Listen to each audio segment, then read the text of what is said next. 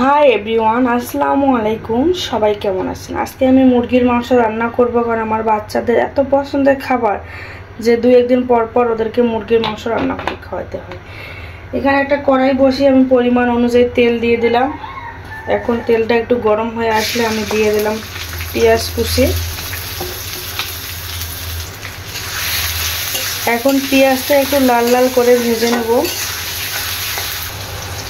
এখন গোটা যে মশলাগুলো, এই মশলা দিয়ে দিলাম। পেঁয়াজটা এখন আমার লাল লাল হয়ে গিয়েছে। এখানে আদা, রসুন আর জিরা বাটা দিয়ে দিলাম। এখন আদা রসুনটা ভেজে নেব, আদা রসুনের কাঁচা গন্ধ যাওয়া পর্যন্ত। এখন একে একে সব শুকনো মশলাগুলো দিয়ে দেব। লবণ, মরিচের গুঁড়া, ধনিয়ার গুঁড়া, হলুদ।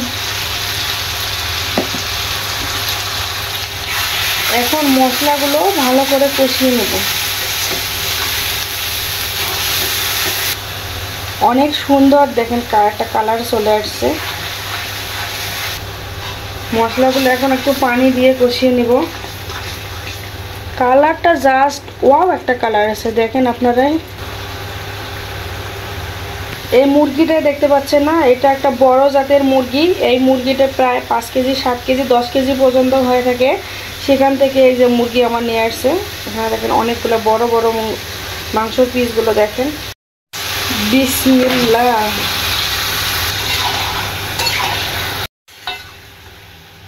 এখন মাংসগুলো ভালো করে মশলার সাথে এখন কষিয়ে নিব। যত কষিয়ে নিব তত খেতে বেশি মজা লাগবে, তত মশলাগুলো মাংসের ভিতর ঢুকে যাবে। এখন আপনারা অপেক্ষা করেন, আমি কষাতেই থাকি।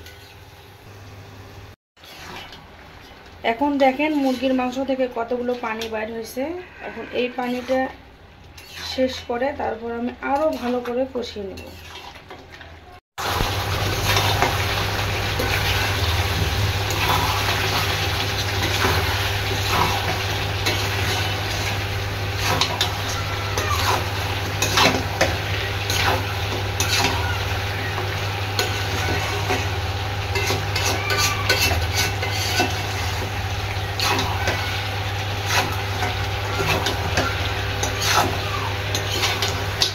যারা অসুস্থতার কারণে বা যে কোনো কারণে হাঁসের মাংস খাইতে পারছেন না, তারা এই মুরগিটা কিনে এনে খাবেন, হাঁসের মাংসের স্বাদ পাবেন।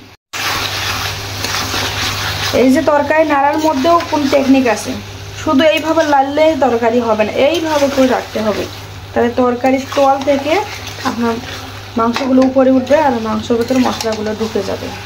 মাংসটা দেখেন একদম সুন্দরভাবে আমার কষানো হয়েছে। এখন ঝোলের জন্য পানি দিয়ে দেবো। আমার মতো কে কে আছেন বলেন তো, যে কষানের একটা মাংস হলেও কিন্তু খাইতে হবেই।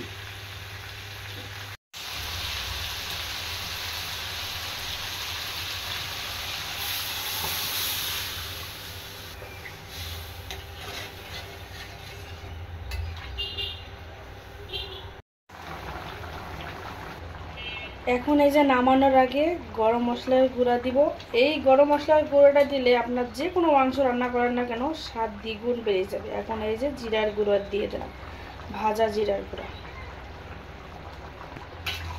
এখন একটু নেড়ে আর একটু জাল করে নিয়ে লবণ চেক করে নামিয়ে নেব।